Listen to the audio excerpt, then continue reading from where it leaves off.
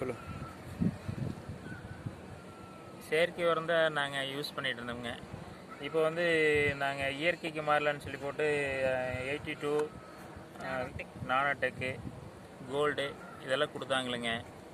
எங்களுக்கு வந்து ரொம்ப குவான்டிட்டி கம்மியாக இருக்குதுன்னு சொல்லி எங்களுக்கு திருப்தி இல்லாமல் இருந்ததுங்க.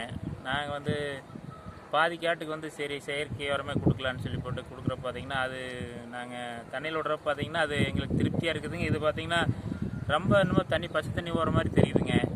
எனக்கு திருப்தி இல்லாமல் இருந்தவங்க இருந்தாலும் திருப்பி கொடுத்துட்டு இருந்தோம்ங்க 2-3 டைமு. ரிசல்ட்டு சூப்பர் ரிசல்ட்டுங்க. எங்களுக்கு செயற்கை உரத்தை விட இது வந்து எங்களுக்கு ரொம்ப திருப்தியாக இருக்குதுங்க. இப்போ வந்து டிஃப்ரெண்ட் சைடு பார்த்திங்கன்னா அது ரொம்ப ரொம்ப டிஃப்ரெண்ட்டாக இருக்குதுங்க. நல்லா காய் ஊறிக்குதுங்க.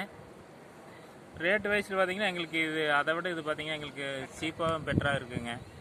அதனால் இனிமேல் வந்து நம்ம செயற்கை உரம் வேண்டாம், இயற்கை உரத்துக்கே பண்ணிக்கலாம் அது அப்படின்னு சொல்லி இருக்கிறாங்க.